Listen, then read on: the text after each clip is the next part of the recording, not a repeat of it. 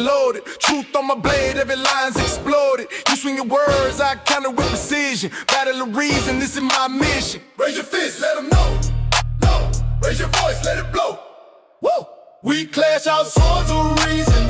Cut through like no retreating. Yeah. No fear, no chain, no treason. Woo! We clash our swords of reason. We clash our swords of reason. Welcome everybody to Swords of Reason right here on the SpeakeaZy show, Mondays, Tuesdays, and Wednesdays. And this is where logic meets passion. Today's debate prompt: should we abolish the Electoral College? On the affirmative tonight, we have BaseGitar, new to Swords of Reason Arena, stepping in with a fresh perspective and a blade we haven't seen tested yet. He's not super active on YouTube for now, but after going through the fire of tonight, I got a feeling he might start dropping some more content for you all. His channel is in the description, so make sure you guys go show him some support as he sharpens his voice in these debates, all right? And then on the negative side, we have WickedWally, also known as the Axeman, a familiar competitor, known for top-tier dad jokes, gaming streams, hot topic discussions, and regularly jumping into debate panels all across YouTube. All right, he's been in plenty of arenas before, and tonight he's here to sharpen his blade once again. All right, debaters, you know the rules. And we're going to start with the affirmative. So whenever you are ready, BaseGitar, I will start the timer up with your voice. And once again, thank you both for being here tonight. Yeah, okay. First off, I wanted to thank SpeakeaZy and WickedWally for doing this debate. Hopefully we'll have a really good discussion. So I want to start off by saying that the Electoral College doesn't actually do what people tend to claim that it does. And that's either historically or currently. So if we look at historically, I want to start with by reading Federalist, a part of Federalist 68, which was written by Hamilton, and he was discussing the goals of the Electoral College. And as I read this, I want everybody in the audience to back to the past 30 years or as long as you can remember, and regardless of your party, ask if the Electoral College is actually accomplishing the goal that Hamilton said that it was supposed to accomplish. He said, the process of election affords a moral certainty that the office of president will never fall to the lot of any man who is not in an eminent degree endowed with the requisite qualifications. It will not be too strong to say that there will be a constant probability of seeing the station filled by characters preeminent for ability and virtue. Does anybody actually think that that's the case? I don't think so. I don't think that it's consistently provided that result. In fact, the Electoral College doesn't even really function as it used to anymore. If we look back to the first ballots when there were general elections in the states, Washington wasn't even on the ballot. People were supposed to vote for non-office holders from their community, and there were actually no presidential candidates. And then those non-office holders would get together and they would vote on who they thought would be president. Currently, there are 37 states plus Washington, D.C., which have faithless elector laws, which means that electors they don't have their own will. They have to vote a certain way, depending on the state. And so due to that, I mean, the historical purpose is just gone. So whatever the historical purpose of the Electoral College was, that just doesn't exist anymore. Now, if we look at the more modern defenses of the Electoral College, those also, if we examine them, they don't hold any water. For example, I suppose WickedWally might say that it gives smaller states a voice. But there's actually no evidence that candidates spend any time appealing to Wyoming, North Dakota, New Hampshire, or Vermont. In fact, most of the resources went to 7 states. So in 2024, 94% of all events and 70% of all campaign spending went to 7 states, with the most of those going to the largest of those states and not the smallest of those states. Virtually no time or resources were spent trying to hear the voice of people in New Hampshire, Vermont, Wyoming, or North Dakota. Sometimes people might say, well, it forces candidates to build broad coalitions. But once again, that's not true. They focus on 7 to 12, depending on the year, swing states, not broad coalitions. In those swing states, candidates focus on shifting small percentages and not forming broad coalitions. In fact, if we want to look at broad coalitions, it took Trump 42 states to win the popular vote in 2024. It took Biden the same in 2020, 42 states, okay? Now, by comparison, for the Electoral College, Trump only needed 21 states, and he didn't need a single vote from any other state to win the Electoral College in 2024. Biden only needed votes from 17 states in 2020 to win the Electoral College, versus both of them needing 42 states to win the popular vote. So I think needing votes from 42 states would be a broader coalition than needing votes from 21. He might say some kind of variation of it keeps California and New York, or Los Angeles, New York City, or Chicago. It keeps those big cities or big states from controlling elections. Well, first off, that isn't true. States and cities aren't homogenous. They don't vote 100% of the way. And in fact, because of the winner-take-all system, it actually allows states to act as if they were homogenous, which is 50% plus one of the vote. And we can dig into the actual numbers on that, hopefully throughout in the open discussion. So in addition to the Electoral College not doing what people in the past or currently say that it does, it just isn't a good system. And we know this. If we look at every single elected office in the United States at every level, every single one counts the votes of the constituency equally. So if you look at a mayor, his constituents are the people in the city. All the votes within that city are counted equally. We don't say, no, in the 250 years of America's experience, nobody's ever said, well, wait, shouldn't we count people who live in a cul-de-sac with 6 houses? Should we count their vote more than people who live on a street with 100 houses, right? We have to protect the people that live in cul-de-sacs. Never has anybody ever suggested that in 250 years. Because it would be absurd. If somebody suggested that, they would say, okay, that's kind of ridiculous. Everybody's votes should count equally. And the constituency of the presidency is the people of the United States.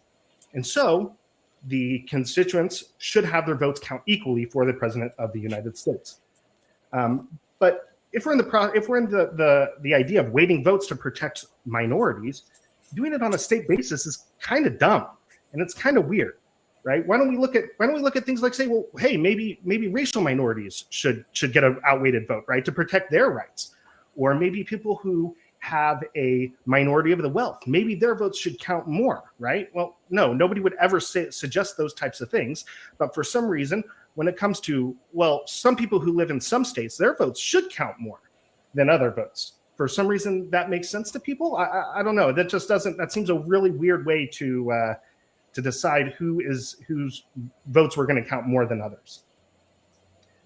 In addition to counting votes unequally, the Electoral College is actively dividing us. It creates a simple us versus them mentality. People view red states and blue states. Think about in the audience, everybody talks about, oh, this is a red state or this is a blue state. Everybody does that, and we only do that because of the Electoral College. And it sounds funny, but it's true. Nobody says a state is red or blue based on their state legislatures or governors, a majority of their cities, or their congressional delegation. No, because these all have wildly different results for which states would be red and which states would be blue. Everybody looks at red state and a blue state based off of the Electoral College. And fun fact, the convention of using red states and blue started in 2000. Prior to that, different news networks used different colors for the parties. Some networks would use red for the Democrats and blue for the Republicans. Some even used yellow and green. You can go back and look in the 80s for election nights, and the electoral map looks all different. But in 2000, everybody started using red for Republican, blue for Democrat. And because of this simple, like you look at a map and you see two colors, it creates this us versus them mentality. And it creates this, and that also is exacerbated by the simplifying effect of the 50% plus one, which this 50% plus one winner take all system, that it helps foster that red versus blue mentality. But that's just not reflective of reality. In fact, California has more Republican voters than any other state in the union, but people think of that as a blue state. The states with the third most Democrat voters in the country, Texas and Florida. But nobody would say that those are blue states. So you might say, well, if the Electoral College doesn't do what it's supposed to do, and it's unjust and it divides us, why has nobody fought to change it in the 250 years? Is this a crazy, radical new idea? No, removing the Electoral College in favor of a national popular vote is not a new idea. Many of the founders at the convention actually argued for this. This includes James Madison, George Mason, John Dickinson, Governor Morrison, James Wilson. The last two wrote the preamble to the Constitution. And arguments presented against it at the time just don't apply today, like saying, oh, it'd be too difficult to campaign in the 13 states. Oh my gosh, they're so big and far apart. Nobody could possibly campaign in 13 states. In fact, efforts to reform or abolish the Electoral College started almost immediately. Hamilton advocated for changing it in the 1820s, and in the past 250 years, there have been more than 700 attempts to reform or remove the Electoral College. So throughout U.S. history, we've updated our institutions in favor of giving more power to we the people. This is a good thing. Whether it's allowing Black men to vote, women to vote, or directly electing senators, this is the trend of the institutions of the United States. Half the states didn't even have general elections for the president for the first several U.S. Presidential elections, and that counts South Carolina, which didn't hold any general elections until after the Civil War. Nobody, not even my opponent, will argue for that, returning to that system. And as Jefferson said, we hold these truths to be self-evident that all men are created equal, and so our votes should be equal. The trend of expanding power to we the people and fulfilling Jefferson's promise should continue, with we the people of the United States electing directly and equally the President of the United States of America. Thank you. Thank you for that opening statement, BaseGitar. And with that, we're going to hand the mic over to WickedWally for your opening statement. So WickedWally, whenever you're ready, I will start the timer up with your voice. Okay, so BaseGitar took this basically where I was expecting him to take it 2 weeks ago when I started preparing for how this was going to go with me being in the negative. And we heard a lot about my popular vote, my equality, stuff I have heard before. And to start out, I'm just going to boil this down to as simple and basic of a logical explanation as I possibly can. A reason that we fought a war for independence is because we did not want to be ruled by a dictator from across the ocean without representation. The logic behind the Electoral College is that, say, hypothetically, Maine, the people of Maine should not have to be ruled by the people in Boston just because Boston has a larger population and can outvote their population. The point of the Electoral College was actually to make presidential candidates campaign in more places. If, hypothetically, in the early days of our country, the most populous areas in the country consisted of Boston, Philadelphia, Richmond, Virginia, and maybe some small surrounding areas thereof, yes, you could literally have campaigned in those three cities and probably won a presidential election in those early days. That was the logic of the Electoral College, was to actually encourage candidates to do the opposite. And the Electoral College is basically the way it functions. It's a suggestion to presidential candidates that they ought go everywhere. They ought campaign in every state and be coming out with policies that are sensitive to the needs of Midwestern states, Northwestern states, agriculture-heavy states, industry-heavy states. They should be going everywhere and getting a comprehensive understanding of policies that work in different areas of the country. A voting population in Miami does not give a flying fuck about what farmers need. They don't care about what about what might or might not be good from Wyoming versus for economic policies or conservationist policies. They don't live there. They don't have to care.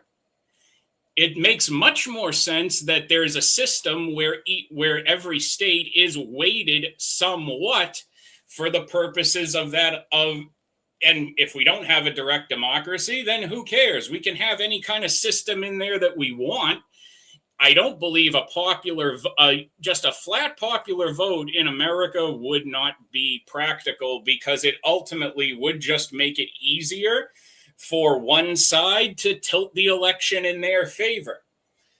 Now, going back to early in his opening, going over what states have been campaigned in just the last few elections.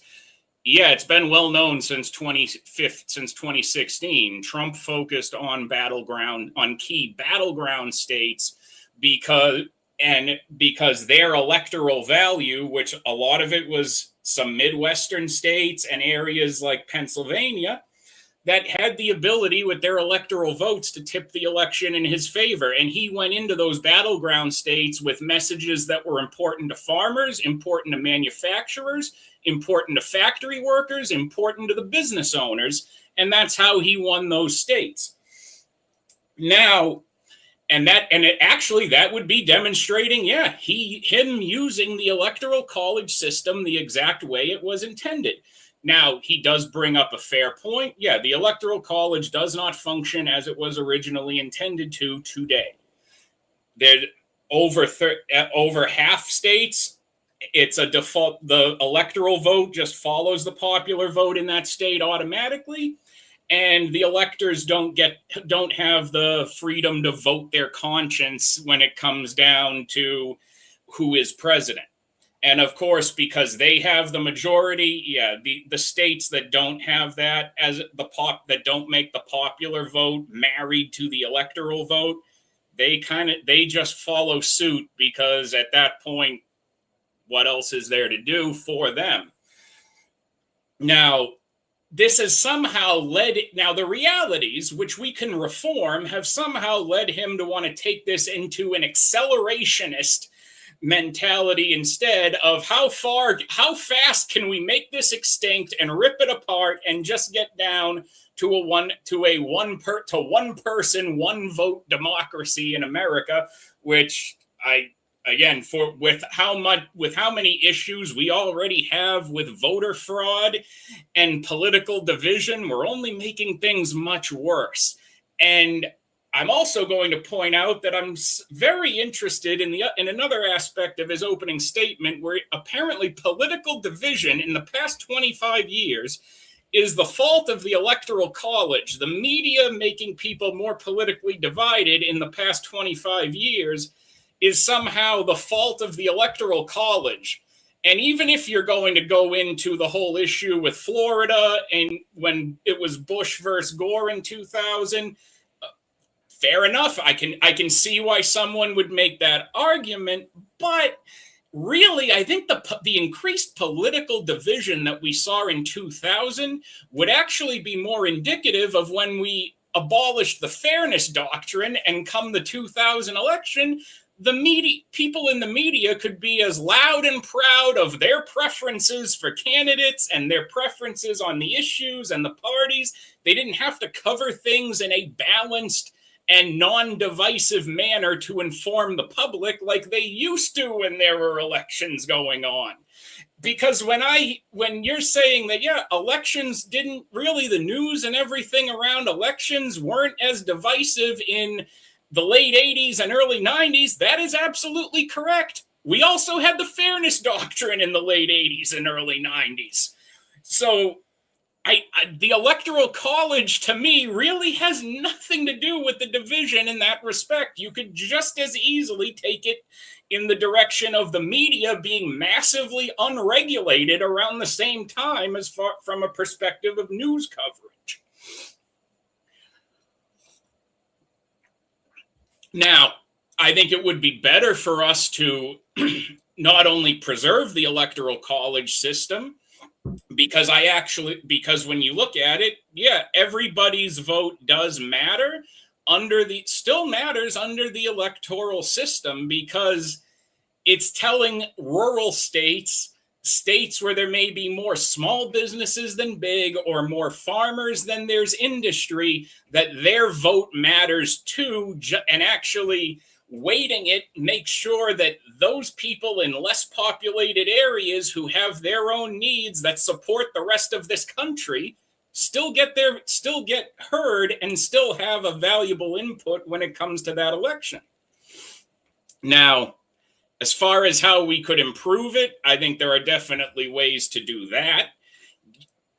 If we were to go back to just straight up going, yep, the electors can now all vote their conscience, well, that might get more dicey today, but it would be better than getting the system back to the way it originally was intended to function would be better than a neutered system, because right now we have it in such a state that people can just go, well, do we save it or do we kill it? I really don't know. And people go, well, it would just be easier to kill off the system than it would be to fix it. I disagree. And with that, I'll yield the last minute.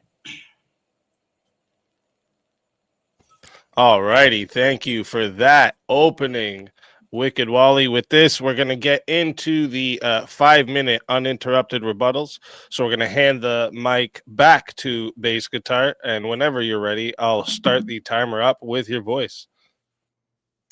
Yeah. So WickedWally said, let's see, he said that it forces candidates to campaign in more states, but that once again, we looked at that and that isn't true. It doesn't really force candidates to campaign in more states or even in more diverse states, even more rural states. The two states that have the most farmers in the country are California and Texas, and nobody really campaigns there because those are locks. They're not battleground states. So nobody really cares. Why are those farmers not deserving of attention as someone in like Ohio? I don't know why that would be why a farmer in California doesn't deserve to have to be appealed to, but a farmer in Ohio or a farmer in Pennsylvania does. Also, I want to be clear. I'm not saying that I don't think the Electoral College created political division, but I'm saying it exacerbates it by creating an easy us versus them mentality. Because everybody, when we talk about political division in this country, everybody talks about red states, blue states. Oh, they're just from a blue state. Oh, don't blow up my red state, right?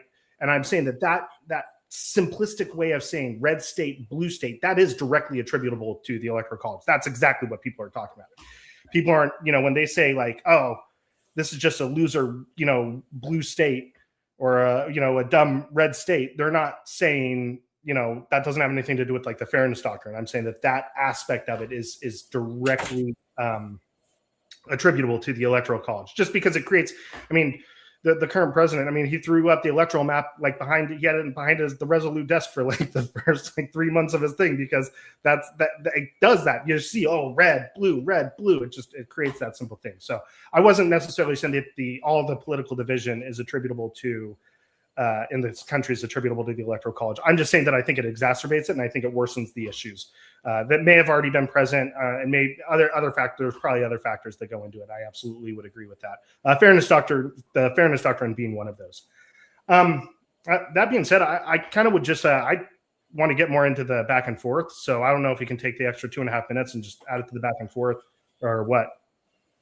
Yeah, no, that's a problem. If you want to yield the rest of your time there, no problem. Thank you for that rebuttal. And we'll hand the mic over to WickedWally whenever you're ready for your uninterrupted rebuttal. I will start the timer up with your voice. Okay, so my issue there is still, as far as the Electoral College somehow exacerbating political division. Well, the Electoral College apparently had over 200 years to exacerbate political division before the year 2000, and it really didn't seem to be doing it. Nobody was saying there's increased political division because of this damn Electoral College. So I would say because here's the thing, when you under the electoral system, I actually think it's in some ways less of an us versus them, because I live in New Hampshire. New Hampshire, when it comes to state elections and local elections, tends to lean pretty to the right. for whatever reason, when it comes to presidential elections, we tend to go blue when it comes in but then so does most of New England for that matter. Some of Maine doesn't, but Maine lives under an odd rule where they divide their 4 electoral votes, so you can actually win all 2 or none, or maybe 1. Now, under a popular vote system, I think you would actually exacerbate that political disharmony, because now in every state, everybody around everyone, they're going to be looking at, okay, well, you either have to vote, or you have to or I have to try to persuade you to vote for my guy, because now every single person in every single state could be the difference maker in this election. And suddenly we're putting even more of an emphasis on the fact that everyone around you is either politically your friend or politically your enemy, or someone you can make a political deal with. And when you're going to take the election down to a matter of just bodies voting, which is how parliament systems are run, yeah, you're actually encouraging parties to engage in more corruption and engage in more fraud, because they just have to throw a higher number at everyone than the opposition does, and they can win. I would actually say, and as far as issues in states like California, well, guess what guides California's electoral votes? Basically, LA. A lot of the liberal strongholds in California end up swaying the state to blue under the Electoral College, same way as New York City basically negates all of the conservative votes in New York under the federal electoral system. So this is where when it comes down to reform, if anything, the fact that an entire liberal stronghold or a conservative stronghold can sway a state federally, that the entirety of that state may lean in the opposite direction, actually makes a very good case to me as to why we should not only save and reform the Electoral College system, but I think we should actually expand it into every state having an electoral system that determines their electoral votes. Because then New York City would no longer dominate New York. LA would no longer be negating these Republican voters he's concerned about in California. If we start determining the electoral votes and dividing states by district and county, then now everybody's vote matters in every state, and we don't need a popular vote to do that. And with that, I'll yield my minute. All right. Thank you for that rebuttal. Great rebuttal from both sides. If you're watching right now, make sure you hit the like button, subscribe to the channel, and subscribe to both of tonight's debaters. Okay, their links are in the description. All right, we host all kinds of debates here on Swords of Reason. It's politics, culture, ethics, internet topics, video games. Okay, we debate everything. Right, anything where reasoning and passion will collide. So if you enjoy this format, make sure you're locked in, because we got a lot more coming. So whenever one of you is ready to start up the open hour, I will start the timer with your voice. Yeah. So when we're talking about, it almost seemed like you made my argument for you when you were talking about like LA and California, that it kind of negates the votes of people in the Central Valley or other more rural parts of California. Just so if we're looking at on a national level, how many cities and by what margin do you think somebody would need to win, like a presidential candidate would need to win, that would just negate the like everyone else in the country? Like if they got 100% of the vote in New York City, or like let's say they got 100% of the vote in New York City, Chicago, LA, and we'll count the metro areas, right? So not the suburbs and stuff of all of that too. They got 100% of the vote in those 3 cities. Do you think that would push them over the top? I mean, it's possible, depending on, I would have to look at a population map to figure that out. But when you look at but it still goes down to the basic mentality that under a popular vote, the more you have these ideological strongholds in major metropolitan areas, which is like for example, I used to think Boston was a big city, and then I went to Nashville. Major metro. When I initially think of a major metropolitan area, I came to learn my mental image of a major metropolitan area was very small by comparison to other major cities elsewhere. But the mentality is still, you have enough strongholds, well, then everybody else voting isn't going to matter what way they go or how many go this way or another, because if you could lock in, say, we can at least guarantee that in these cities we're going to come up with like 30% of the votes we need, well, then you've got at least 20+% of people in other parts of the country who are going to go with that party and that candidate no matter what, because that's how they've been conditioned. Because just whether you get rid of the Electoral College or not doesn't break that you have people who are conditioned in areas to just say, yeah, well, I live in Boston, so I vote blue no matter who's running for president. That stuff is not going to get any better. In fact, I think under a popular vote system, a lot of that gets worse, because then it becomes not only is it 1-to-1 with the voting, but now it's like, instead of going like, okay, well, you know what? I went out and voted in New Hampshire. Our electoral votes are going to a Democrat, but we still have other states that are going to balance those out, because, again, maybe Republicans don't campaign in Wyoming as much. My personal feelings on Wyoming's own existence is a whole other debate entirely. I'm willing to dispute it's even a real place sometimes. There should be one Dakota. No. So sorry, yeah. Any Dakotans or South Dakotans out there? If we're going to add a 51st state, then I think we should just consolidate the Dakotas so we're not doing different math. And then we don't have to change the flag, right? Yeah, exactly. Look, we're agreeing on something.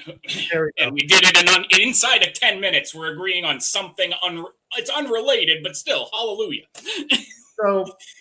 So you said you'd have to look at the population map. So I haven't done this analysis for. I'm a numbers guy. I work with like numbers all day, and I like nerd out on spreadsheets and stuff like that. I haven't done this analysis with the 2024 election yet, just because it's kind of time consuming to do. Although I got the template for it now, I could probably do it a lot faster.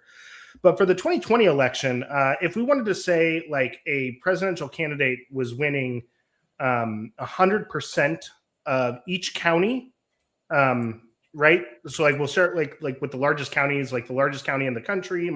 When I say largest, I'm talking like population size. I'm not talking like acreage. LA County is the largest in the country. So if a candidate won 100% of LA County, that would barely make a dip in the popular vote. In fact, I went through and I looked at it. It takes somebody would have to win to get to 50% of the vote.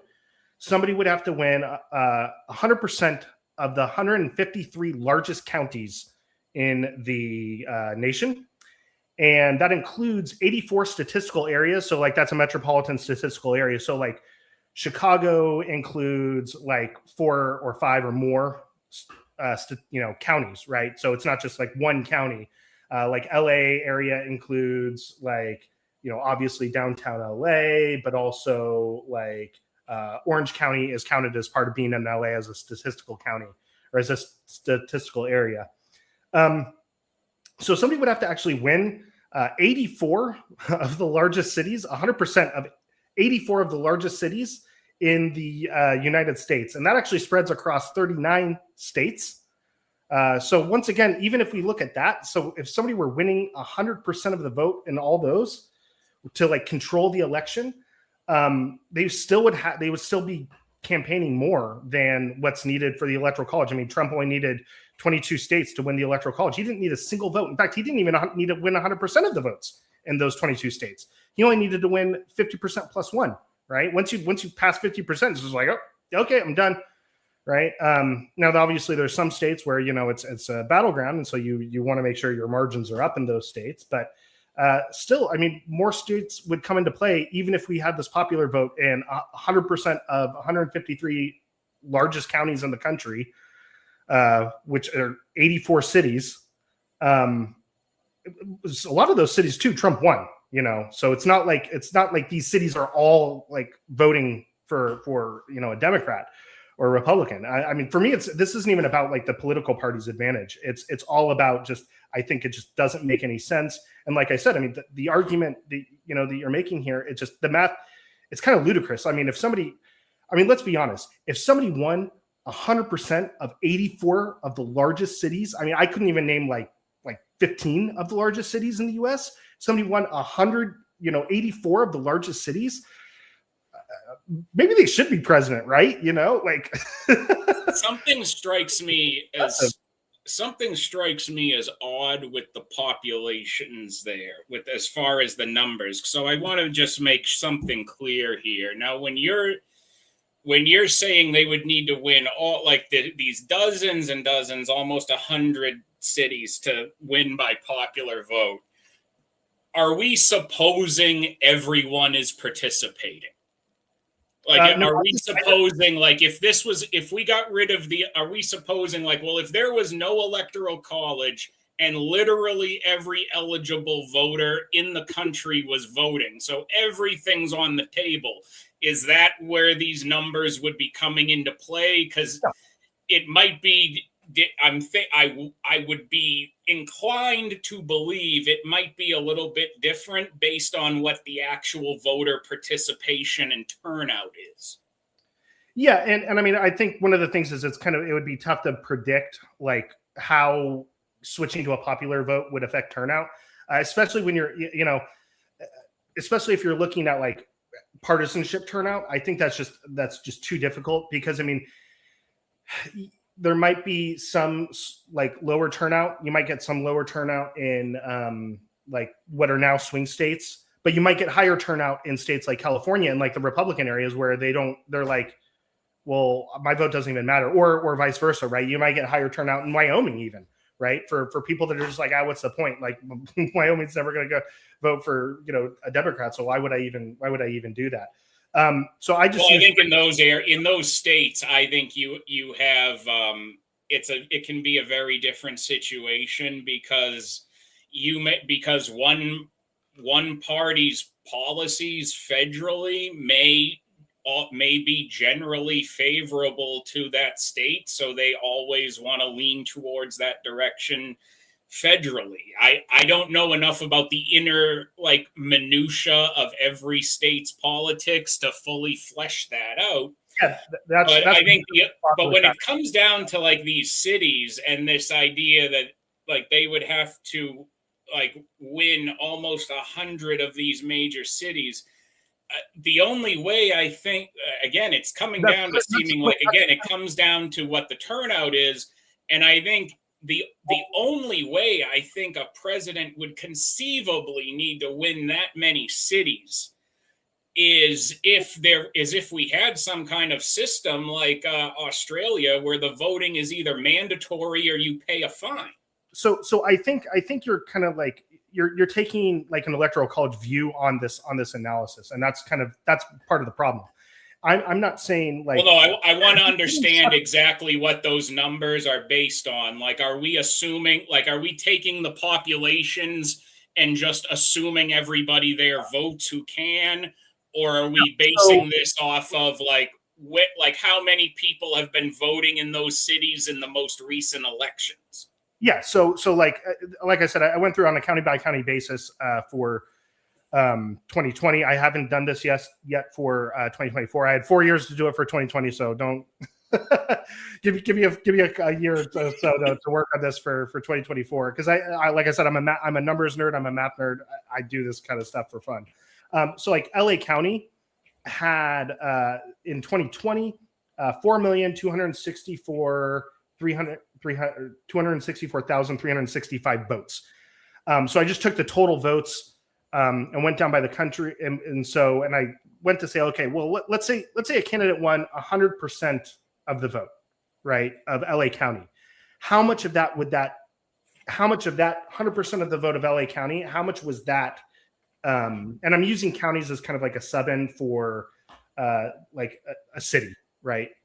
Because it's not just winning like an electoral college where it's 50% plus one that they'd have to win. I'm saying 100%. So every single person who's voting in this city, if every single person had cast a ballot for Joe Biden, right, in LA County, he'd have to take like 84 cities, 100% of the vote for 84 cities to do that. LA County was only like, it was less than 3% of the overall vote, and that is by far like double, like by far the largest county in the entire nation.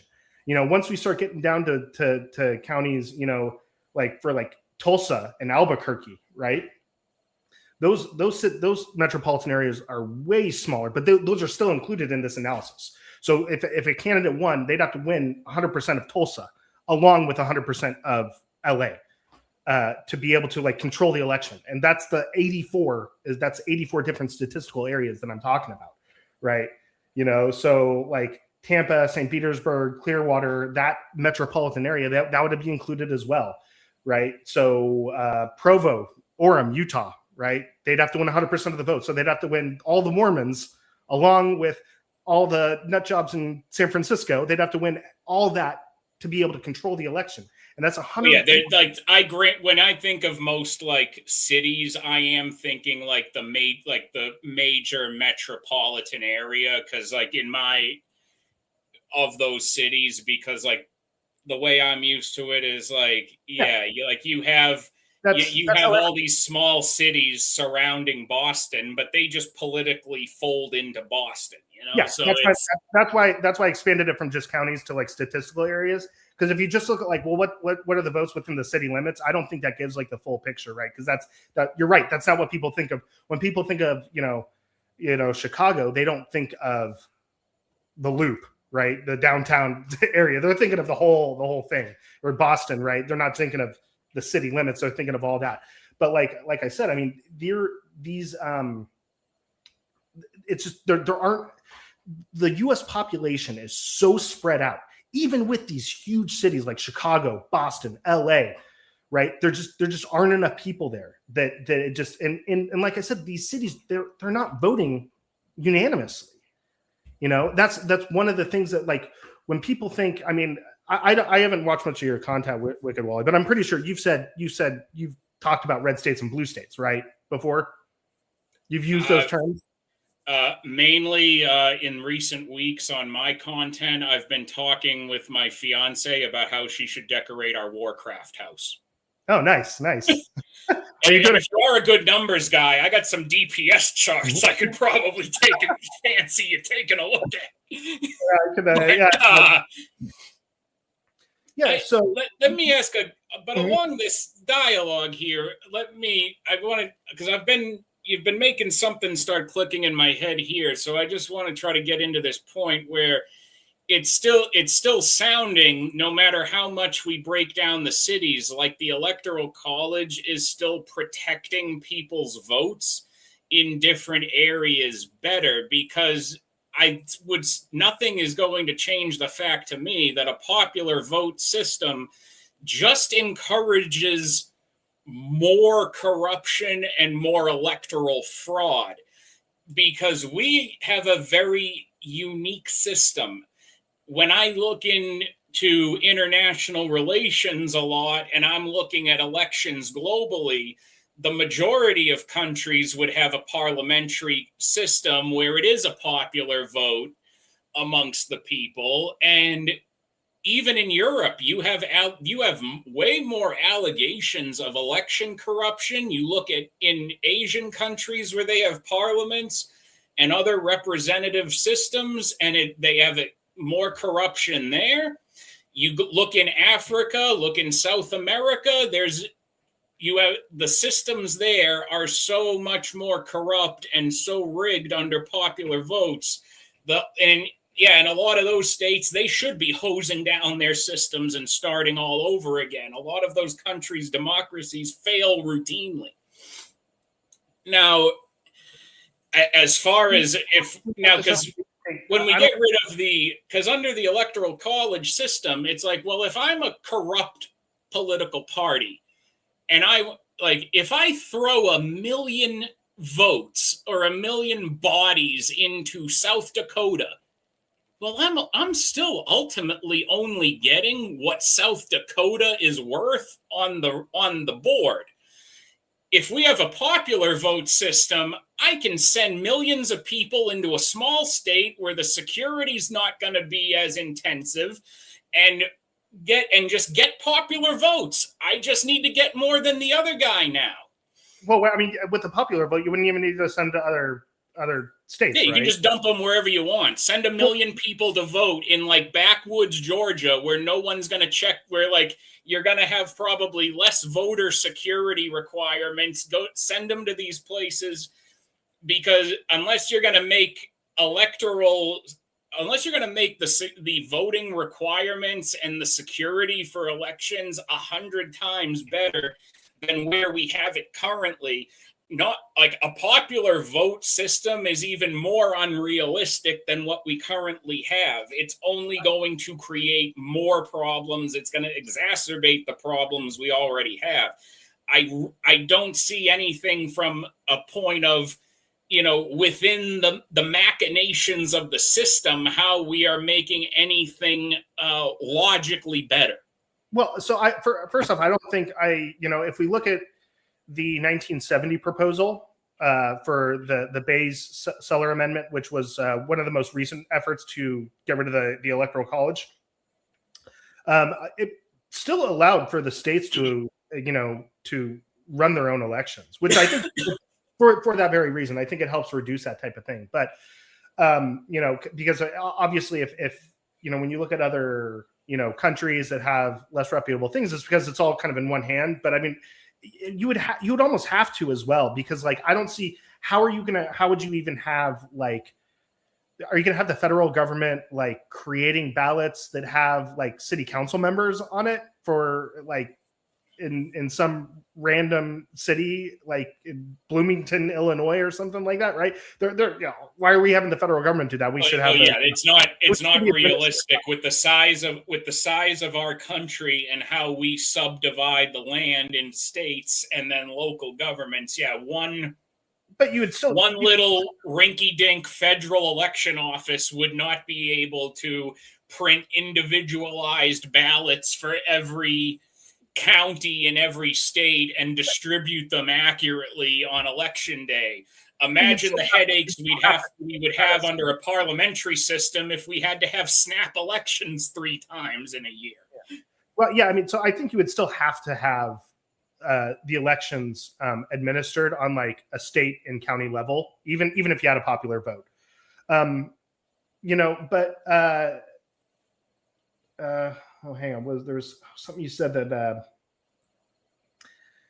But I don't like, and without delving too much into like the fraud aspect of it, I don't think people understand like, okay, it's really easy to commit voter fraud in the United States, but it's like even easier to get caught doing it, especially if you're trying to do it at scale, right?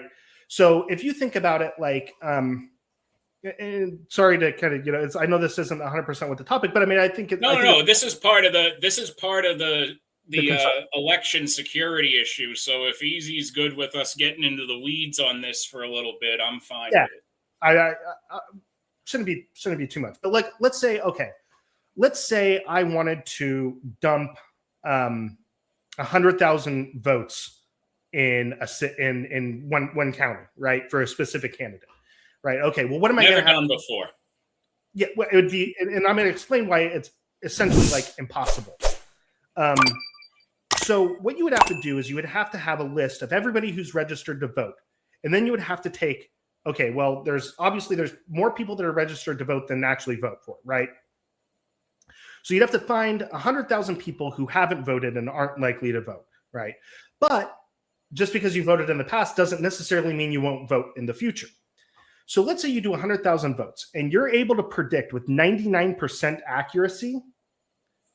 You're able to predict with 99% accuracy who will vote, who will actually like the people that aren't regular voters, that they actually won't vote in this election, right? So with 100,000, you would still, in that one single county, even if you were able to predict with 99% accuracy, you would have 1,000 additional votes of people duplicate voting, right? Because if that person goes in to vote, right, well, now they're on record of having voted twice, so they're going to get busted for it. 100%, they're going to get busted, right? They do this all the time, and that's 1,000 votes in one county. But if we look at like how often this actually happens, it's like per year, it's like 5 or 6 per year. So you're talking about like a 10,000% increase of voter fraud in one county in one election. It would set off like a million red flags, and it would be incredibly obvious that there was shenanigans going on. So I don't even think the fraud thing is that big of a concern. You did. What if there was a party of necromancers who decided to get votes for their candidate? They're going to cast some necromancy and raise the voting zombies from the dead. Like, here comes 150,000 of the voting undead lining the ballot boxes with their votes for the necromancer party. Well, I mean, it'd still be insanely obvious, because I mean, they do check those rolls, and people get caught for doing that stuff all the time. What happens sometimes, and a lot of times when people are saying like, "Oh, dead people voted," what happens is grandma gets a ballot, and she early votes, and then she dies before the actual election, and it's like, I mean, I don't know. Do you think we should count that vote if she voted and then she died? I don't know. I would say, if I went, even if we did on the day of the election, if I vote for a ballot and I put it in the drop box, in person, I'm voting for it, and I get in a car accident and die on the way home, should that toss out my vote? If you are alive for them to physically receive your ballot and count it, I would say that's a reasonable standard to say that it would count. But if I get an absentee ballot and I have a heart attack 5 minutes later and die, God forbid, my intent to vote should not matter when someone sees my ballot, especially if it was found by a friend or family member who may not agree with me politically. That's actually more likely to happen with someone I'm related to than anyone I'm actually friends with. But and granted, I'll admit, I mean, that very specific type of fraud might be kind of difficult to catch, where you have your ballot sitting on there, you die, and your friend walks in and says, "Oh my God, WickedWally just died. Oh, here's his ballot. I'm going to fill it out." I don't think that kind of that'd be the only day in my life I'd ever vote Democrat. So yeah. At least I know if that happened to me. Like, Millie would like write in Trump. Doesn't matter if Trump can run again. She'd at least just write him in for me and put it in the mailbox. Well, I kind of have a question that I always ask when I'm talking to people about the Electoral College, that I'm just, for my own personal curiosity, is, do you mind saying who you voted for in 2024? I voted for Trump. I voted for Trump 3 times. And see, this is one of the things that I think is very important, because you actually never voted for Trump. You voted for some person who you have no idea. And I would say I would probably put you on like above average on like political astuteness, right? Like for people in the nation, I would put SpeakeaZy. I think all 3 of us are probably like above average, like political awareness. And I would bet money that nobody in the chat knows the names of like any of their electors, right? So nobody's voting for like the electors, right? They're voting for the president, So that's just another thing. So like, that was kind of my point with the historical argument, is that the electors just aren't serving any purpose anymore, other than directly weighting the votes. And this is part of the problem, though, with the way the system exists currently, is under the way that the system exists currently, if I'm in one of those 36 states where it's just an automatic electoral vote follows the popular vote, I don't need to. Why do I care who the electors are? I don't need to know who they are. I don't need to talk to them. They can't do anything for me. And even if I'm in one of those minority states where they could, because the system is over 50% broken, because over 25 states just default the popular vote to the electoral vote, well, those other 14 states of electors really aren't going to do anything to help me either, because could they, by the numbers, completely disqualify or overturn an election? Maybe, but my guess would be probably not very likely, and they're not. And clearly, the way the precedent has shifted under a broken system, they're not likely to try. And I don't fault the electors for that. The system's been broken by legislation, and we're not trying to fix it. I mean, the names of the electors, they're all publicly available prior, because it's all decided by, like, well, and this is an interesting point to the voter fraud I wanted to connect back to, is that it's all publicly available, and as I learned in 2016, so was whether or not I voted, because I received a letter in the mail in 2016 about a month or two before the election, listing off that I had what elections I had previously voted in my state. And basically, it was this group alerting people to hey, these are your neighbors who are likely to participate in the election. Was this some group that was probably trying to intimidate people into voting for Hillary? Maybe. But clearly, they were at least able to get the voter roll and see who was registered in my state. What elections have they been present for? Didn't say who I voted for, but it said I voted. So clearly they can at least work out who is most likely to vote or not, and then they can play the odds with everybody else who's not a likely voter, especially if they can see reliably, like, oh, didn't vote in 2024, didn't vote in the 22 midterm, didn't vote in 2020. Well, I think we can harvest their ballot.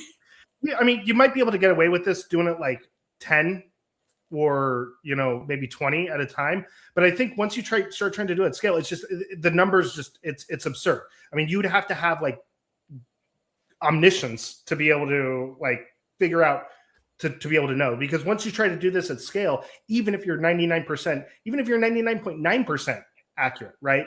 Like I said, in any given year across all elections, there's like 5 or 6 people that vote that are duplicate voters, right? And again, if we're talking strictly, if we were switched to a popular vote, it doesn't matter if it all works. Across every state, any place I can get ballots in the ballot box, it's like you just have to create enough holes in the system that your attempts to breach the security wall, enough of them are going to get through. You just need enough bodies to get through. Even if you were able to do that, I think there's like something like 3,000 counties. You'd only be able to do this like maybe like 20 at a time. Yeah, in order to do that, you would probably have to be a nationally based political party with a ground operation in every single state that works in every election in that state.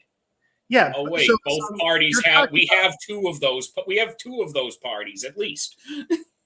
So yeah, but essentially you're risking. I mean, because we both agree, like the penalties for this are huge. So you're talking about like this massive exposure. But it's really easy to get caught. If you're talking about this massive exposure to, like, because you're doing it 60,000 times, right? And you're talking about shifting like 0.04% of the national vote. Like that just it's not reasonable. I mean, we know it's possible, but we know it's possible because the results of the audit in Arizona were not good. I mean, I don't want to get into that. The Cyber Ninjas audit they didn't find anything. And the same but just from the initial results I had seen. That's the truth of vote, and they lied to me. Well, they didn't lie to me, but they basically admitted that if there were fraud, that they're covering it up. So, but just from the numbers I had seen when it was being presented to the state of Arizona, those numbers show that it's like, yeah, if you throw enough at the wall by volume, eventually it's like, you can have a really tight net, but if I'm throwing like needles at it by the hundreds of thousands, eventually some needles are going to make it through those holes in the net. Now you may catch a lot of them, but there's going to be more and more flowing through that you're also going to miss. You would have to be like completely perfect in knowledge of who's actually going to vote and who's not. Like you can't make a guess and be like 80% right. You'd have to be like 99.999% right on every single guess, right? That's just the mathematics of it are just insane.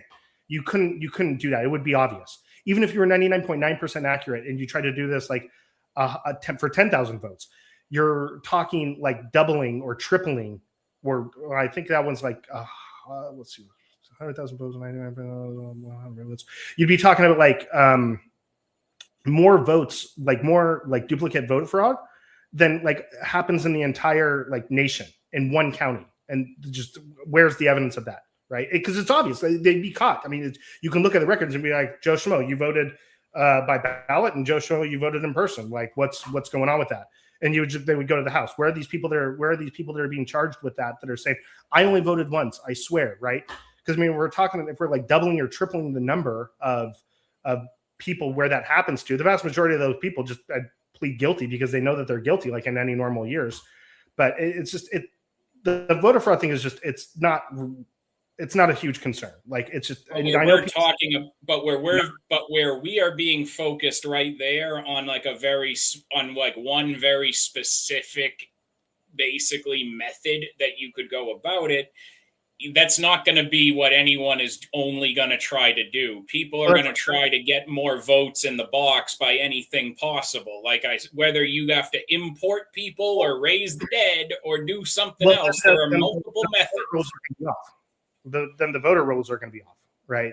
It's a double entry system, right? You have the voter roll and then you have the vote tallies, right? And so the voter rolls are the people that are registered to vote, and then you mark off so-and-so said they voted, so-and-so said they voted, so-and-so said they voted, right? And you tally those numbers up, and then you have the ballots. Well, if you dump 100,000 ballots and you don't account for that on the voter roll side, well, now you have 100,000 more ballots than are on the voter rolls. That's why you have to go through this game of figuring out who actually can, who's actually not going to vote, but is registered to vote, right? Like, so it's, and then you have to make that prediction and pray that they don't actually vote, right? And you have to be like almost perfectly knowledgeable about what's going on with that in order to pull that off without getting caught.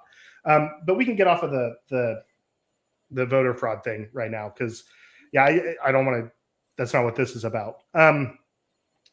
About the historical aspect of it, I mean, people like Madison were advocating for the national popular vote in the Constitutional Convention. He pushed for that.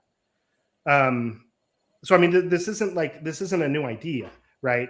I mean, some concerns that you actually brought up are kind of similar to what Madison said. And Madison said, "Well, I think it's a concern, but I think that it's actually better for the nation if we ignore it." And that was basically Madison's concern was, well, because there were basically three factions in the Constitutional Convention. There was the National Popular Vote faction, there was the Congress faction where Congress picks the president, and then there was the state legislatures where the state legislatures pick the president, right? So there was those three factions that were kind of vying for it, and they didn't actually settle on it until right before the end of the Constitutional Convention. In fact, that's actually what Madison says in 1820s. He's like, look, we were tired. We're at the end of the thing, and we had to come up with something. So everyone was just tired, and so everyone just kind of was like, all right, let's just pick something, right? And that's why they didn't settle on the Electoral College until September of the convention, a week and a half, 2 weeks before it ended. But Madison's concern was, he was like, look, we should have a national popular vote, but there's a problem in, when you're looking at it compared to the Congress aspect, because they'd already settled, they already had the Great Compromise, which was where the 3/5 compromise, right? They'd already settled on that. So he was like, well, Southern states have this this overrepresentation compared to the eligible voters in their state. because they account for the slaves in their state, versus northern states, which don't really have that. So there might be like some discrepancy, like, right. So a greater percentage of the people in New York could vote versus people, if we're counting the slaves in like Virginia, right? And Madison was from Virginia, and he was like, well, this is a concern, right? Because that theoretically, when people talk about like, oh, well, New York could outvote Virginia. Well, part of that was because Virginia heavily restricted who could vote by saying like huge classes of people couldn't vote. Compared to, in New York, there was more suffrage was more widely accepted there. And that's kind of similar to what you're saying, and a more modern analogy would be like some states let felons after they serve their sentence vote. That's kind of a more modern analogy to that concern. But Madison, let me see if I have the quote here, because he talks directly about that, and I think it's right here. He said that this disproportion will be continually decreasing under the influence of the Republican laws in the southern states with more rapid increase. And he says that local considerations must give way to the general interest. That's what Madison says when he was arguing in the convention. Like, look, we should just have a national popular vote. Yeah, this is one of the concerns. He's like, but look, I'm from Virginia, and I understand that this is that this theoretically could hurt me, if we let the Congress pick the president. But I think it's more important for the nation if the office of presidency, which is it's a national office, if we vote on that office nationally. That was Madison arguing for that, right? So, like I said, the national popular vote idea is not new. It's not some crazy thing. Like Madison, the guy who wrote like 90% of the Constitution, that's what he was saying. And when he's speaking of that, we should keep in mind he's speaking at a time when they would ultimately be in the direction of, well, we are managing who is eligible to vote. You had to meet certain requirements. It wasn't just that you were a white male. So if a popular vote, if you have to meet requirements, and a popular vote is not just every single person of a certain age gets a vote, then yeah, you would probably have a lot better time managing a popular vote system under a managed democracy. But for the purposes of policy, yeah, that's not what we have anymore. We are talking about the college in a day and age of universal suffrage. Now, I'm gonna try very hard to not get into that side of the pool, because we only got 21 minutes left, and we could do a whole different debate about universal suffrage. Yeah, but that's a separate conversation. But the other key factor at that time is that the majority of the United States had not been settled at the foundation of the country. There was a whole Midwest and West where we didn't have that many people yet, and that really we didn't even have much of a governing authority until the railroad was built. Actually, I don't know at that time. I don't know. My understanding was that at the time of the Articles of the, I don't even know if the U.S. had like the Ohio Territory. Exactly. That's why I say there was still this whole other large chunk of the country to the west of the Mississippi, at the very least, that we hadn't contended with yet, as far as its existence. That wasn't part of the U.S. at the time. No, it wasn't. But at the time, you could probably look at the lay of the land and foresee, like, hey, under this current system where we're all on one coast primarily, and we're all kind of we're all kind of concentrated for the most part, then you could see where they could have said, well, yeah, maybe this could work. But then the more you spread out the population, then it becomes a greater issue of, well, how do we make sure these territories and their residents are equally represented, and that their vote is being protected to some extent. Well, my understanding, I don't know how much the territorial law of the United States has changed over time. But I'll admit 100%, like I'm not like super, that's pretty niche. But my guess is it would probably have been similar to like Puerto Rico, where they just don't get a vote for president. Right. Like when it was the Louisiana territory or the Utah territory, I don't think the residents of them I don't think they had electoral college representation or congressional representation. My guess is it would probably be similar to Puerto Rico and Guam. Well, it would be, I'm not 100% sure on how that worked myself, but just like looking at it historically, like as late as as post-Reconstruction, there was no federal or state authorities in places like Utah. Those areas were still being settled.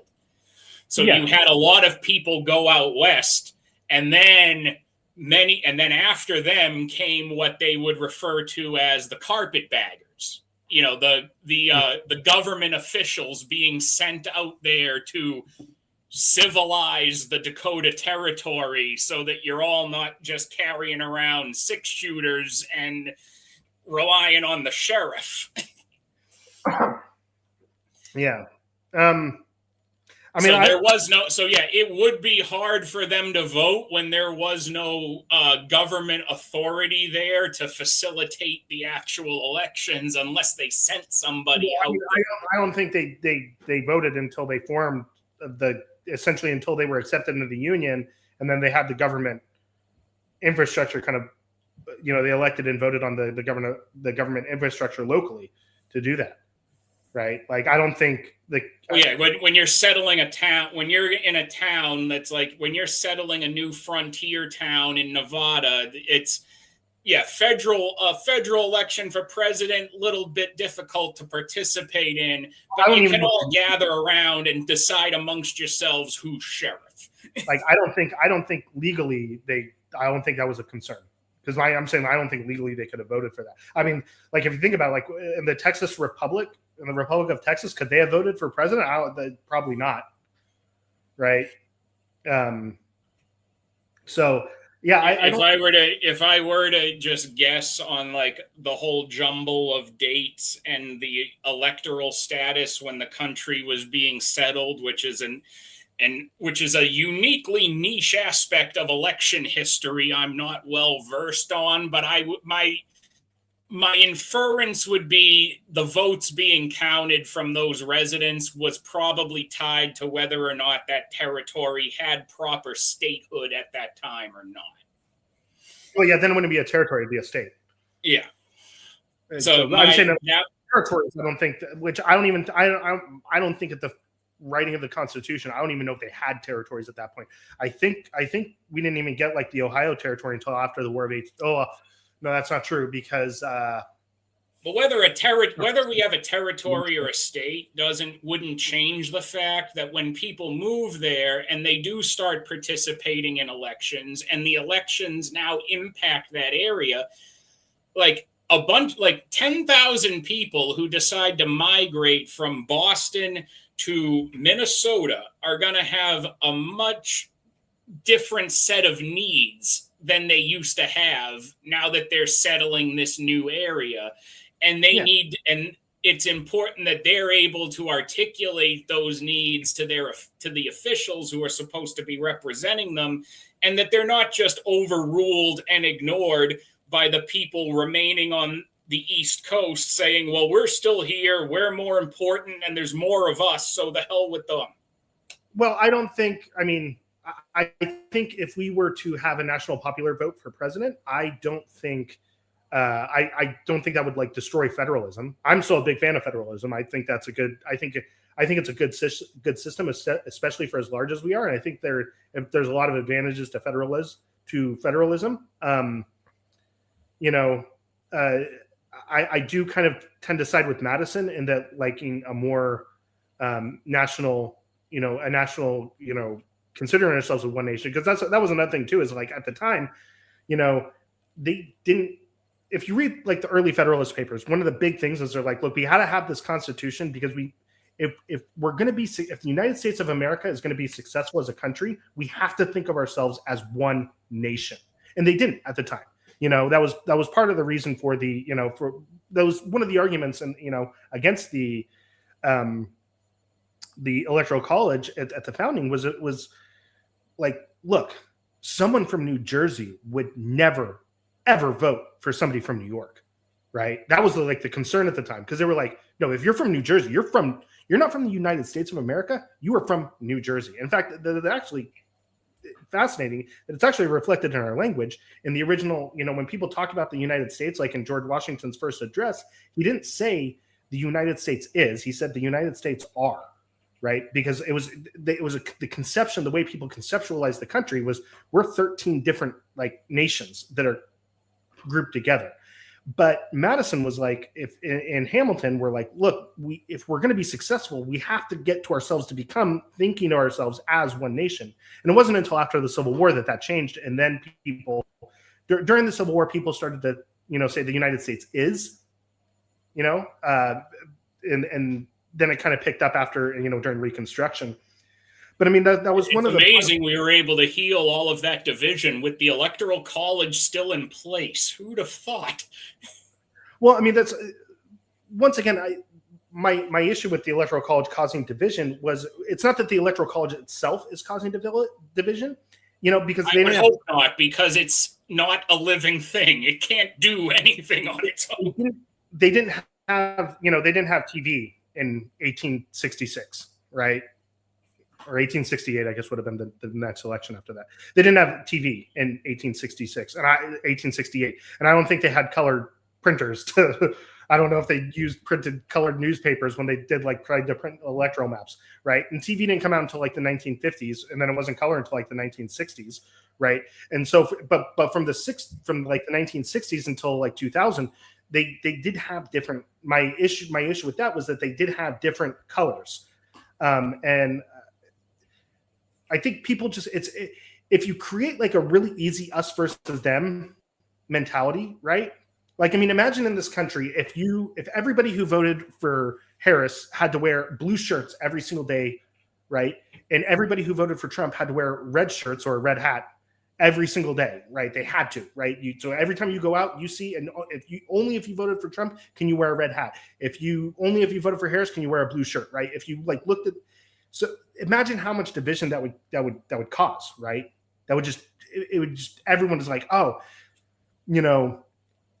someone with a red hat cut me off. Oh, those damn Republicans, right? That just kind of stuff just flows naturally, right? Because I would say a lot of people love to advertise who they vote for already of their own volition. A lot of people don't need a law to do that. The only people who don't probably follow that would be the people who wear neither and say everybody sucks. But my point with that is that you have with the way that the Electoral College is done, with the winner take all system, is when people think of a blue state, nobody is thinking of the 40% of the people that voted for Trump. And that's 40% of the people of the largest state in the country that people are just discounting. Because it's always usually well known, especially amongst conservatives. It's generally well known. There is a very large conservative base in California, but they've gotten less and less effective within the state over time. At one point, they were getting conservative governors elected, and then in the past 20 years or so, they really have lost a lot of traction on the state level. And that's why California's gone increasingly down the shithole, because they've kind of leaned away from, hey, let's have some conservative officials to at least balance everything and stem the tide of all the bad shit we do, to just leaning full, let's just run everything into the ground under our ideology as hard as we can ride it till it's definitely dead. I want to give you two statements, and I'm curious to see what you would say is the more divisive of these two statements. Okay. Blue state sucks. Okay, that's statement one. 53% of the people in this state suck. Which do you think is more divisive? I would say both could be true, and both would probably be equally divisive depending on who you say them to. Well, but yeah, but especially if I say that in Massachusetts, it's gonna piss someone off. Either one is gonna piss somebody off. The odds are in my favor to piss someone off if I go south of here and say blue states suck or this percentage of the state sucks. Chances are the person I'm talking to falls into that. But my point is that, like, when you just have this, it's like having the blue and red distinction. It creates like sports teams, right? That happens all the time with a sport team, right? You don't think every player on your team is the greatest player in the in the league or whatever, right? But and you don't like you don't like the people of the other team, but they don't. You understand, like, you can rationalize it and you can think about it, but it's just when you're in the moment and you're at the game, it's kind of hard, right? But when you have this blue, red, it creates this easy kind of like sticking point, right? Yeah, but then again, it's like without the Electoral College, you've just had parties always align with some kind of symbolism. Like before, like they've always had different mascots, or we used to have, it was elephant versus donkey. Now we don't really seem to dwell on that much. We've just kind of simplified it to red versus blue. And you don't need an electoral college to have tribalism. You don't need an electoral college or like an upper system to exacerbate tribalism. Sports fans are tribalistic without the playoffs or without a Super Bowl or like a World Series. Sports fans are tribalistic enough without championships. Wrestling fans are tribalistic. Gamers are tribalistic. Right. Do you think Kentucky, would you say Kentucky is a red state or a blue state? Generally speaking, my perception of it politically would be from the news that it's generally right-leaning, but my perception of a lot of people I've talked to is that it's been pretty mixed from people who are there. I've talked to just as many Democrats and liberals there as I have conservatives. They have a Democratic governor, right? Yeah, but they clearly voted for Trump in 2024. Oh, that's not a foreign concept to me, because you used to see this a lot, and you still do in a lot of states. This was a common thing in Massachusetts until around 2008, 2010, when all political balance in the state elections went out the window. Yeah, Massachusetts would vote for the Democratic candidate overwhelmingly. But when it came to the state elections, Massachusetts had a long run of conservative governors who did very well here. And we also had Mitt Romney, who I apologize about all the time. As a former resident of Massachusetts, I apologize for Mitt Romney regularly. So I mean, but we had an understanding. The political culture in the state for a very long time was like, it was good to have some kind of balance. If you have a majority left legislature, have a right-leaning governor, or vice versa. Have some kind of political balance. And then when it comes to a federal election, the states go the way they go. But now, I would actually say the real political division has come from that concept going farther and farther out the window in society. States don't strive to have some kind of balance internally anymore politically. They don't say, hey, we'll have our left-leaning lawmakers, but let's have a Republican there as the governor to check that. We don't know. Instead, you have parties who just want to run the whole state. And when they have the opportunity, in a lot of those cases, especially the Democrats, run those states into the ground. And then they're just building up their political machines in those states for when they have a federal election so that they can throw as much support behind their presidential candidate as possible. So, I mean, that was kind of, like the whole idea that yeah, when you actually dig into the states, every state is complicated. Every state has this complex push and pull of everything, right? But my point is that like most people don't know that, right? If you're not from Kentucky, how many people know that Kentucky has a Democrat governor? Nobody. I would probably bet most of the people don't, and the rest of the country don't know that, right? And you don't think about it because depending on what part of the country, like if I told you, oh, Massachusetts has a Democratic governor, you would probably, most people would think and be inclined to think correctly, oh, that person's probably a far left nutcase, and she is. But if I'm talking about, if you were to tell me, oh, the governor of Georgia or the governor of Mississippi is a Democrat, I would be inclined to think, okay, I'm surprised, but depending on the area of the country they're from, maybe that person's more of like an older school Southern Democrat where they would still have some more conservative notions to their policies than not. But I think that's becoming increasingly rare too. And it's to the detriment of a lot of those states that it is. Yeah, well, I mean, then the states are the laboratory of democracy. That's the saying, right? So, you know, I'm all for that. If states want to try stuff, I'm all for that. You know, and try different things out, right? You know, within reason. I don't think. No, you know, this is why I think if we evaluated the feasibility of a state level electoral college to add a layer to the system, that I think it would actually legitimize the federal electoral system more if every state had their electoral votes determined in the same manner. Do you think? What if you had? Would you be in favor of having like an electoral college for your city, where certain streets got like more of a vote than other streets? Well, now a city is on a very small scale. So when you're looking at do you need an electoral college for a town or city? Probably not. But when you're but the more you expand your territory, the more you have to have better controls in place for how you're going to govern, because you have to cover a larger swath of land and you have to cover a larger population.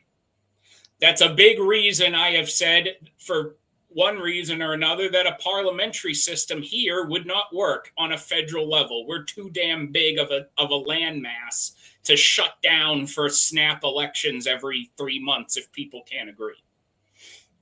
Well, so my point with the looking at the city was, I mean, I think we would agree that somebody who lives in a cul-de-sac is going to have different concerns regarding their city than somebody who lives in an apartment complex, right?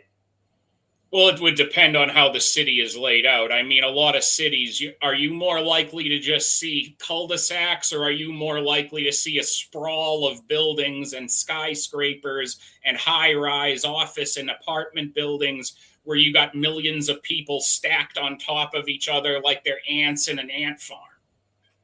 That's what you're more likely to see. You're not going to, it's not like in the middle of, say, Boston, you have, here's this nice little cul-de-sac area, but then that's right next to all like the crack houses and it's like a row house or something like that, you know.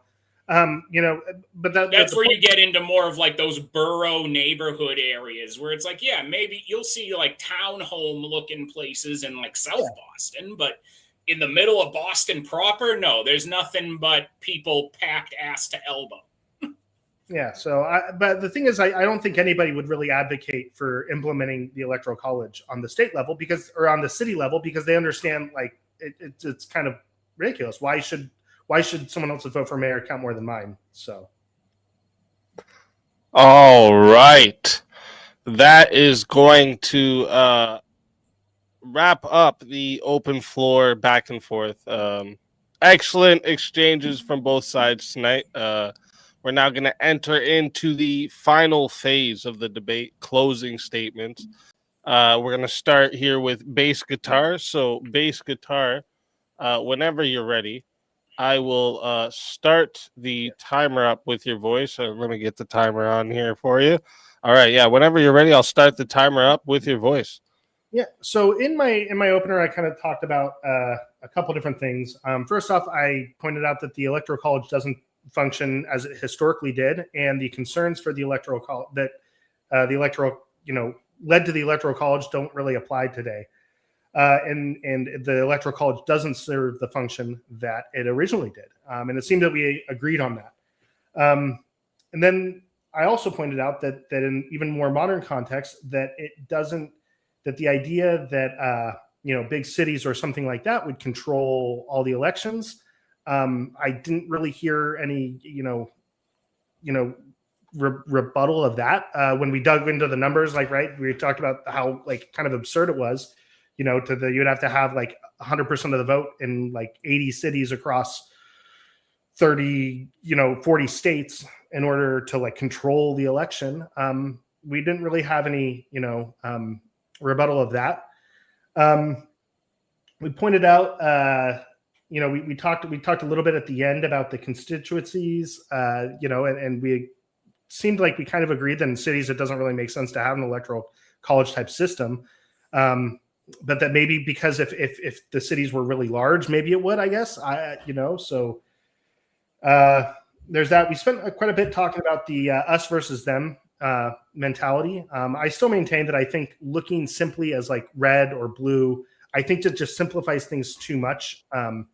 And it creates this easy mechanism for us to divide ourselves by saying, oh, this person's from a blue state, without looking more deeply, like we kind of talked about. Hey, this state is actually a lot more complex than just red or blue, right? But by having this mental image of the Electoral College map and having this where each state has to be red or it has to be blue, right? That simple mechanism, I think it really does just stick in people's minds. And think about that. The next time you hear somebody say something like, oh, that red state or that blue state, think about that and think actually, it's a little bit more complicated than that. But then think about well, why are they saying red or blue, right? Nobody's talking about Georgia being blue, despite them having a pretty mixed, both of their senators are Democrats. I think right now, Warnock and Ossoff, I think they're both still in office. So both of them are Democrats. So why are we calling, Georgia red, or it just, it doesn't really make sense. And so I want to, reiterate, this idea is not new. This is something that James Madison, who is the author of the Constitution, this is something that he pushed for. And in 1820, he recognized that the Electoral College was broken in 1820. And he said we need to change this. And he had tossed out some ideas for that and letters that he wrote to different people. He wrote some letters to Jefferson about it. He wrote some letters to a guy named George Hayes, who was pushing for an amendment to reform the Electoral College. But this is it's not new, is what I'm getting at. This is something that's been around since the inception of the country, since before the Constitution, right? It was in the Constitutional Convention that this is what was being pushed for by some of the big names, I think, in the convention.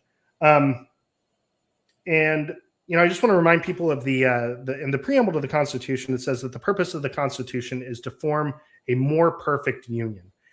And ask yourself, does counting some people's votes more than others, right? Especially when people don't really consider their state identity huge anymore.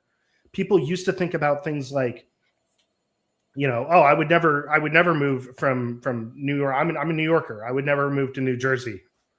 People do that all the time. Or I'm from Massachusetts. I would never move to New Hampshire, right? Because it's that's like moving to a different country, right? Nobody thinks about stuff like that.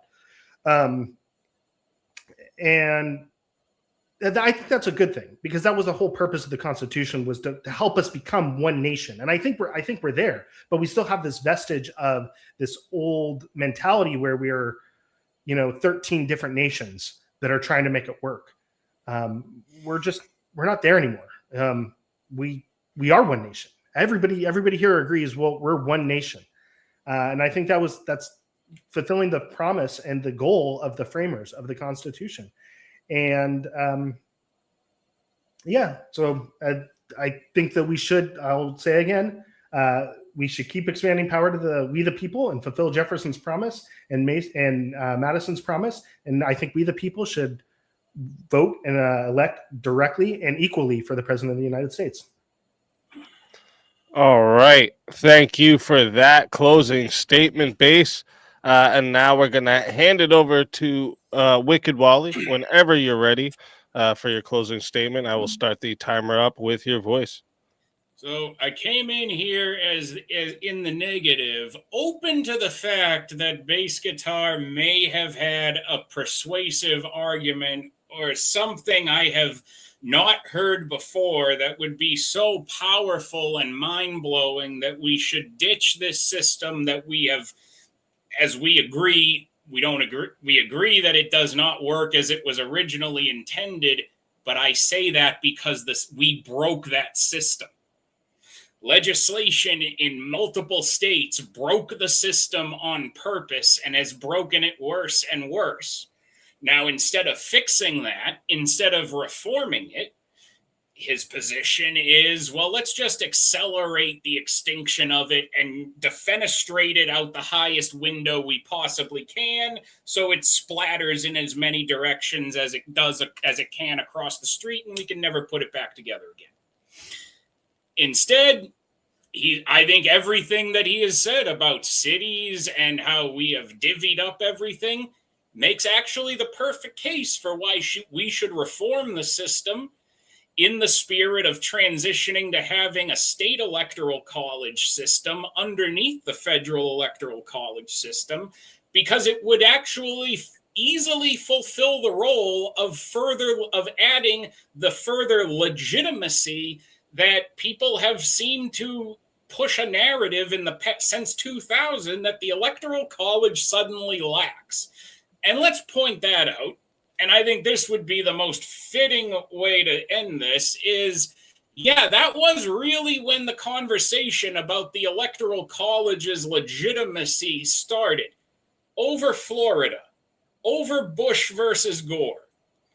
Suddenly, 2000 became the time that when people on the left did not get their way under the electoral system, which is exactly what the electoral system is there to do, is to be a bulwark against a horde of people just trying to get their way and affect everyone else in the country who's not in their group.